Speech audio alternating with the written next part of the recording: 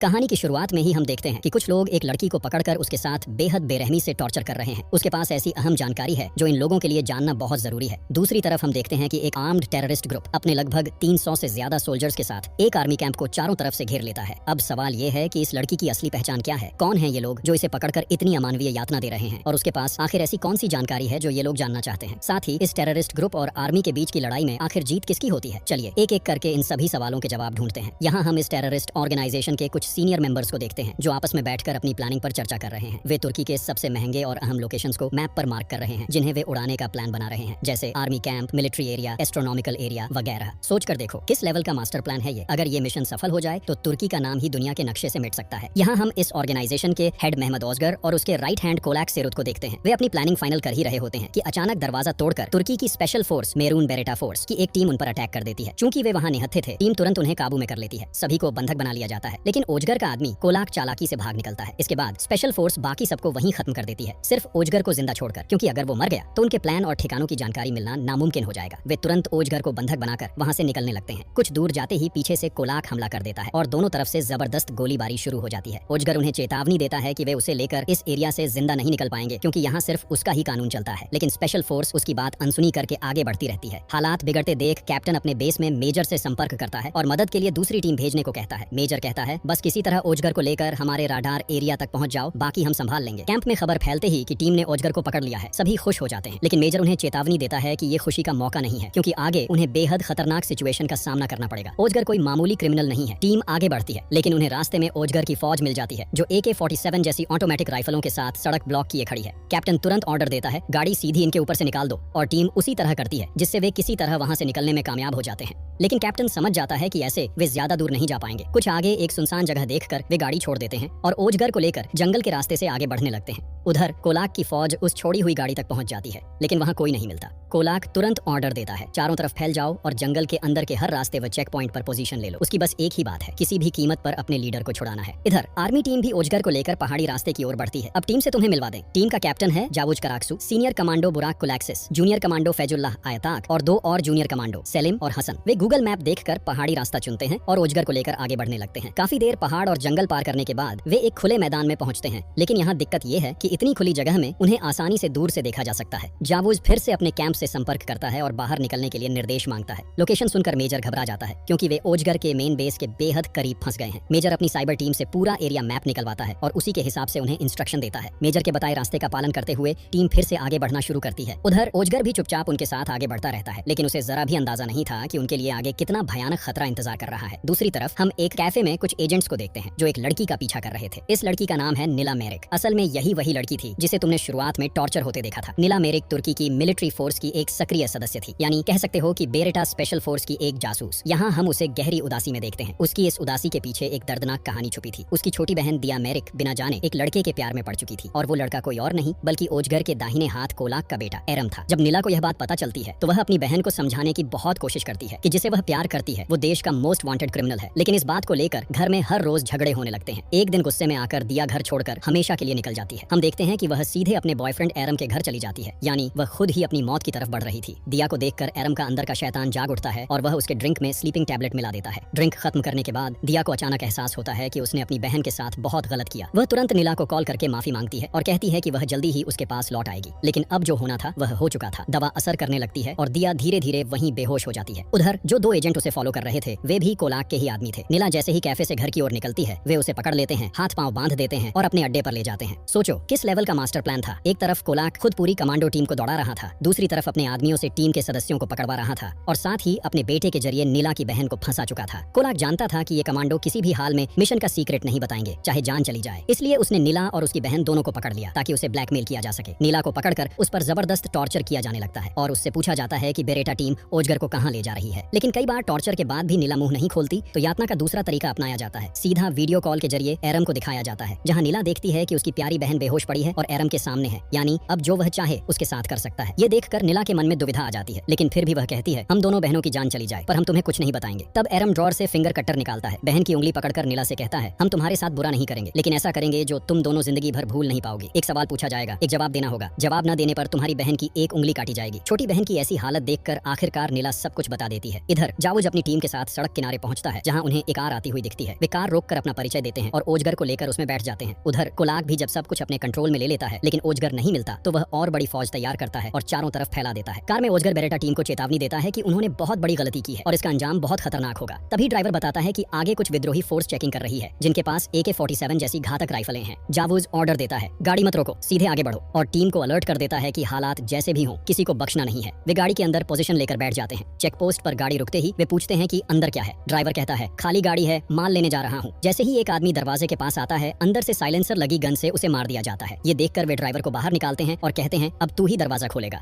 जैसे ही दूसरा आदमी दरवाजा खोलने जाता है अंदर से गोलियों की बौछार होती है और वे एक एक कर मारे जाते हैं, लेकिन पास खड़ा एक विद्रोही किसी तरह भाग निकलता है। जावूज उसका पीछा करता है लेकिन एक मोड़ पर उसे खो देता है। बुराक स्नाइपर सेट करके आसपास के झाड़ियों में तलाश करता है। भागा हुआ विद्रोही कॉल करके कोलाक को लोकेशन दे देता है लेकिन तभी बुराक अपने स्कोप में उसे देख लेता है और एक ही शॉट में खत्म कर देता है। असल खतरा अब ये था कि कोलाक को उनकी लोकेशन पता चल चुकी थी, इसलिए टीम को जल्द से जल्द वहां से निकलना था। काफी आगे बढ़ने के बाद वे आखिरकार अपने मेन बेस कैंप पहुंच जाते हैं। इतने खतरनाक टेररिस्ट लीडर को इतनी जल्दी पकड़ना और इस मिशन को सक्सेसफुली पूरा करना देखकर कैंप के जनरल और मेजर दोनों टीम से काफी इंप्रेस हो जाते हैं, लेकिन उन्हें अंदाजा नहीं था कि असली खतरा अभी बाकी है। जावूज जनरल को ओजगर के सारे प्लान और ठिकानों की डिटेल्स देने लगता है, लेकिन ओजगर चुपचाप सुनता रहता है क्योंकि उसे पता है कि उसका आदमी कोलाक पूरी ताकत से हमला करेगा और उसे छुड़ा ले जाएगा। तभी सचमुच कोलाक भारी संख्या में अपनी फौज लेकर पूरे कैंप को घेर लेता है। वह सिर्फ 10 मिनट का समय देता है और चेतावनी देता है, अगर ओजगर को रिहा नहीं किया गया तो यह कैंप जिंदा लोगों का नहीं बल्कि लाशों का ढेर बन जाएगा। सोचो कितनी ताकतवर होगी ये फोर्स जो बेरेटा कमांडोज जैसे दस्ते को भी ऐसी धमकी दे सकती है। सीसीटीवी में सभी देखते हैं कि कोलाक की विशाल फौज कैंप को चारों तरफ से घेरे हुए है। जावूज जनरल से कहता है कि कोलाक को मारने से पहले ओजगर को खत्म कर देना चाहिए, लेकिन जनरल कहता है अगर उसे मार दिया तो बाकी प्लान और उसके पार्टनर्स का पता लगाना मुश्किल हो जाएगा। जनरल जावूज को शांत करके कहता है कि अभी सिर्फ दिमाग से काम लेना होगा और कोलाक से शांति वार्ता करनी होगी, क्योंकि इतनी भारी फोर्स के सामने उनके 10-15 लोग टिक नहीं पाए। जावूज सैटेलाइट फोन से कोलाक को कॉल करता है, लेकिन कोलाक कहता है तुम्हारा काउंटडाउन तो पहले ही शुरू हो चुका है, यानी कोलाक झुकने वाला इंसान नहीं है। ये सुनकर जनरल दुविधा में पड़ जाता है। अगर ओजगर को छोड़ देता है तो वह पूरे देश को निगल जाएगा और अगर नहीं छोड़ता तो यहाँ सभी मारे जाएंगे। जाफूस अपनी टीम को ऑर्डर देता है कि बाहर से कोला के सैनिकों की पोजीशन डिटेक्ट करें। वे सब बाहर निकलकर एक एक करके अपनी अपनी पोजीशन लेते हैं और दुश्मनों की स्थिति डिटेक्ट करने लगते हैं। वहीं जोआ बुझो इतने सारे सैनिक देखकर मिशन चलाने की हिम्मत नहीं जुटा पा रहा था, इसलिए वह वापस आकर जनरल को सब कुछ बताता है। जनरल गहरे विचार में पड़ जाता है और अंत में जाफूस को आदेश देता है कि उन पर फायरिंग शुरू कर दे, क्योंकि अगर 15 लोग भी मारे जाएं तो कम से कम देश तो बच जाएगा। ऑन ऑर्डर सुनकर जाफूस समझ जाता है कि अब उसे क्या करना चाहिए। इसी बीच दूसरी ओर हम एक और बेरेटस कमांडो को देखते हैं जिसका नाम है लुट्रेस मार्कस। मार्कस इस स्पेशल कमांडो फोर्स का सीनियर मेंबर है, लेकिन कुछ दिन पहले ओजगर की फौज के हमले में उसकी पत्नी की मौत हो गई थी। तब से वह जुनूनी होकर इस आतंकी गिरोह के मुखिया ओजगर को ढूंढ रहा है। जनरल को कमांडर मार्कस की याद आती है, इसलिए वह जाफूस से कहता है कि तुरंत मार्कस को खबर दो कि ओजगर उनके हाथ लग गया है और इस मिशन में मदद के लिए उसे बुलाओ।